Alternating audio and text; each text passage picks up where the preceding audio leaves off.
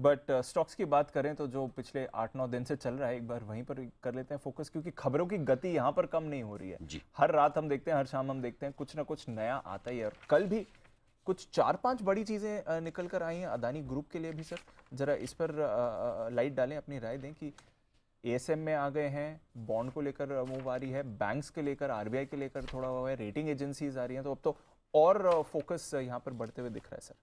दीप देखिए, ये खबरें खबरें आएंगी रहेंगी, और खबरें कैसे ना रहे। जी। अगर अदानी एंटरप्राइजेस का स्टॉक 25% 27% फिर से गिर जाए, एक दिन पहले 25-30% घटने के आधा बाद, हो गया इस हफ्ते। और 2 दिन में जो इश्यू प्राइस, जो एफपीओ प्राइस है उससे आधा रह जाए, तो फिर जाहिर सी बात है कि खबरें तो ढेर सारी आएंगी। अब जो खबरें आ रही है, पहली चीज़ तो ये कि अदानी ग्रुप के शेयरों पर एएसएम जी। एडिशनल सर्विलेंस मार्जिन लगाया गया है। मुझे याद नहीं आता कि पिछली बार वायदा कारोबार के शेयरों में कब इस तरह का एएसएम लगा था। वायदा कारोबार में जनरली नहीं लगता, लगता है जहाँ तक मेरी समझ मुझे, और कभी कभार हुआ होगा बहुत एक्सेप्शनल सिचुएशन में, तो मुझे याद नहीं आता। तो एक वायदा कारोबार में अदानी एंटरप्राइज और बाकी ग्रुप के शेयरों में, 2 और शेयरों में ये मार्जिन लगा है, पोर्ट्स और अंबुजा। पोर्ट्स और अंबुजा में। एक तो ये चीज़ है। दूसरा ये कि ब्रोकर्स भी काफ़ी हद तक एडिशनल मार्जिन मांग रहे हैं, और जाहिर सी बात है एएसएम यानी कि एडिशनल मार्जिन लगाने का मतलब है कि आपको एक तरह से लिटरली पहले पैसे रख के फिर खरीदना है शेयर, ये समझ लीजिए ब्रॉडली कि आपके पास पूरे डिलीवरी लेने के पैसे, 100% मार्जिन, जब पूरी डिलीवरी लेने के पैसे हैं तो ये आप ट्रेड कर सकते हैं। तो अब वो दोनों ही तरफ होता है, खरीदने में भी बेचने भी।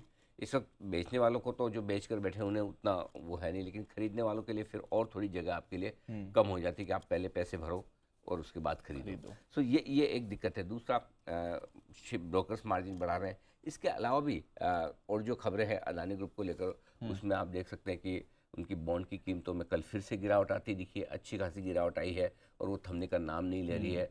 आरबीआई की तरफ से भी और रेटिंग एजेंसीज की तरफ से भी सवाल पूछे जा रहे हैं। एक दो इंटरेस्टिंग डेवलपमेंट हुए। रेटिंग एजेंसीज बैंक्स को पूछ रही है कि आपने जो अदानी ग्रुप को लोन दिए हैं उनकी आप रिफाइनेंस करेंगे नहीं करेंगे। और ये बड़ा इंटरेस्टिंग है। ये मैंने पहली बार देखा है कि रेटिंग एजेंसीज आगे से जी। इससे आमतौर पर रेटिंग एजेंसीज ये देखती है कि कोई भी ग्रुप अपने लोन्स को रिपेमेंट करता है, ब्याज को रिपेमेंट करता है या नहीं करता, या अगर डिफ़ॉल्ट या डिले होता है तो उसके बाद उसको डाउनग्रेड करते हैं। इस बार ये बड़ी इंटरेस्टिंग चीज़ दिख रही है कि रेटिंग एजेंसी सामने से बैंक्स को पूछ रही है। हालांकि बैंक्स उन्हें जवाब देने के लिए कोई उत्तरदायी है नहीं, और देंगे भी नहीं, मैं ये जानता हूँ। वो बैंक जब आएगा तब देखा जाएगा, ये बैंक का स्टैंडर्ड जवाब होगा। लेकिन पहली बार रेटिंग एजेंसी ने पूछने की कोशिश की भाई आपका व्यू क्या है, और नेचुरली बैंक को कोई जवाब देने की ऐसी ज़रूरत तो है नहीं। कोई बैंक रेटिंग एजेंसी उनके रेगुलेटर तो है नहीं कि जवाब मिल ही जाएगा, लेकिन प्रोएक्टिवली ये मांग रहे हैं। जैसे आरबीआई ने भी बैंक्स को कहा है कि भाई अपने एक्सपोजर्स क्या क्या हैं आपको दीजिए। ये थोड़ा है ना, बैंक्स पे दबाव बन रहा है इससे। ये साफ नज़र आता है रेगुलेटर्स की तरफ से भी और वॉच रखने वाले सबकी तरफ से भी। तो ये दबाव बनता दिख रहा है। ये सारी खबरें हैं, इन सबको खबरों के बीच में देखते हैं क्या कुछ होता है। अब मार्केट में बड़ा सवाल ये कि सबको ये जानने में इंटरेस्ट है कि ये शेयर गिरना कब रुकेगी, कब अदानी के फॉल वाला मामला सेटल हो जाएगा, तो फिर आपको पूरे बाजार में कंफर्ट कॉन्फिडेंस आता हो जाएगा। और इसका जवाब है नहीं, क्योंकि कुछ और stock, I think Adani total gas का, उसका भी प्राइस बैंड और घटा दिया है। सो अब एक तो क्या होता है, जिनमें 5-5% का प्राइस बैंड है वो सर्किट कब तक चलेंगे पता नहीं चलता, और जिनमें 5 का नहीं है वो 25-25 घट जाते हैं। अदानी एंटरप्राइजेस है, तो अदानी एंटरप्राइजेस 1400-1500 पर बॉटम हो गया है या 400-500 होगा, इसका जवाब किसी के पास नहीं है। 2500 फिर से हो जाएगा, राइट। सो आई थिंक जब तक ये स्टॉक, एक एफएनओ के जो स्टॉक्स हैं वो एक्सट्रीम वॉलिटिलिटी दिखाने के बाद ठंडे होते नजर ना आए।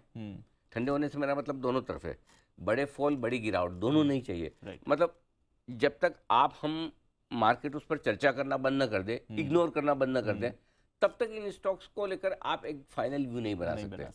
ये तो हो गई एफएनओ स्टॉक्स की बात। जो कैश के स्टॉक्स हैं, कैश के स्टॉक्स के लिए तो दीप मुझे लगता है अभी भी बहुत टाइम लगेगा, जब तक लोअर सर्किट पर भारी भरकम वॉल्यूम ना हो, और वो भारी भरकम वॉल्यूम के बाद लोअर सर्किट से अपर सर्किट ना लगे, तब तक इन स्टॉक्स पर एक व्यू लेना बहुत मुश्किल काम है आपके लिए, कि क्योंकि गिरने की स्पीड इनकी नेचुरली सर्किट फिल्टर की वजह से कम हो जाती है।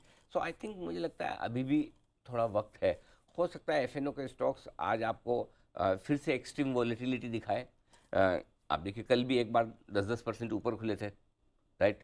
उसके बाद क्या हाल हुआ। तो दिन के दौरान अगर ये स्टॉक 30-35% ऊपर नीचे हो, ये वो बिटकॉइन जैसे मूव हो गया आजकल, है ना, कि मतलब अनाप शनाप मूव, बड़े बड़े मूव एकदम उस तरह के जो 20-30% दिन में ऊपर नीचे हो जाना।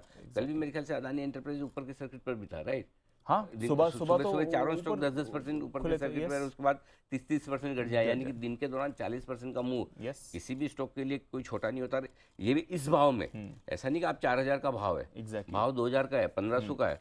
सो आई थिंक, मुझे लगता है कि इस चीज़ का जवाब किसी के पास नहीं है कि ये सेटल कब होंगे।